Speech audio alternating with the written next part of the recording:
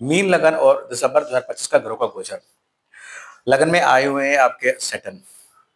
Basically ये जो है आपके 11th और 12th लॉर्ड है। लेकिन अगर मैं नेचुरल सिग्निफिकेंस की बात करूं तो कहीं ना कहीं ये जो पीरियड होगा सैटर्न का, जो अभी 2027 तक रहने वाला है, 2 जून 2027 तक ये रहेंगे, तो कहीं ना कहीं इस पीरियड में आपको थोड़ा सेपरेशन चाहिए होगा। कहीं ना कहीं कोई एक आइसोलेट करके आप रहे, ये आपको ज्यादा पसंद होगा। अकेले रहना आपको पसंद रहेगा। थोड़ा आलस रह सकता है, आपकी एक कार की गति में थोड़ा स्पीड कम रह सकती है, लेकिन फोकस रहेगा अपनी इनकम को जनरेट करने के लिए या विदेश में घूमने के लिए। राहु बैठा हुआ है, विदेश का योग बनाया हुआ है, विदेश में नौकरी मिलने के योग बने हुए हैं, विदेश सेटलमेंट के योग बने हुए हैं। लेकिन साथ ही साथ ये सैटर्न यहाँ पर कहीं ना कहीं आपकी मैरिटल लाइफ में इश्यूज क्रिएट करेंगे। इस चीज का आपको विशेष तौर पर ध्यान रखना होगा।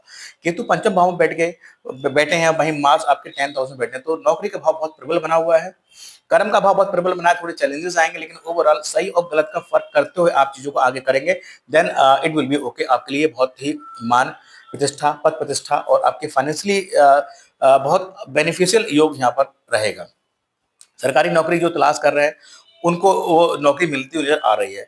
जुपिटर आपके जो कि योग कारक ग्रह है, पंचम भाव में बैठे हैं, आपकी संतान की प्राप्ति, बेबी प्लान और विवाह, जिनसे आप प्रेम करते हैं उन सब के लिए ये बहुत बेहतर योग बना हुआ है।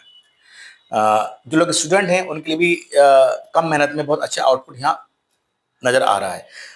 इसके अलावा देखिए आपका 9th हाउस आपका बहुत प्रबल बना हुआ है। यहाँ बैठे हैं आपके 6th लॉर्ड, यहाँ बैठे हैं आपके 4th और 7th लॉर्ड, यहाँ बैठे हैं आपके 3 और 8th लॉर्ड, यानी कि सन, मरकरी और वीनस यहाँ बैठे हैं। बहुत ही क्रूशियल योग है।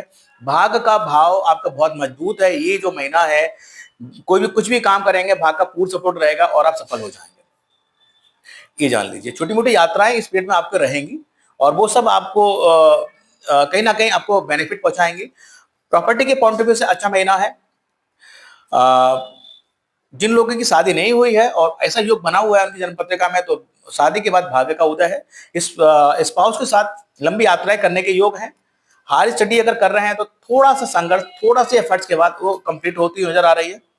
ओवरऑल विभाग के पॉइंट ऑफ व्यू से, एजुकेशन के पॉइंट ऑफ व्यू से, नौकरी के, न्यू नौकरी के पॉइंट ऑफ व्यू से, विदेश सेटलमेंट के पॉइंट ऑफ व्यू से अच्छा योग है। ध्यान रखना है अपने स्वास्थ्य का, ध्यान रखना है आपके मैरिटल लाइफ में कोई इशू क्रिएट ना हो। So best of luck Pisces. Thank you very much. Radhe Radhe, जय माता।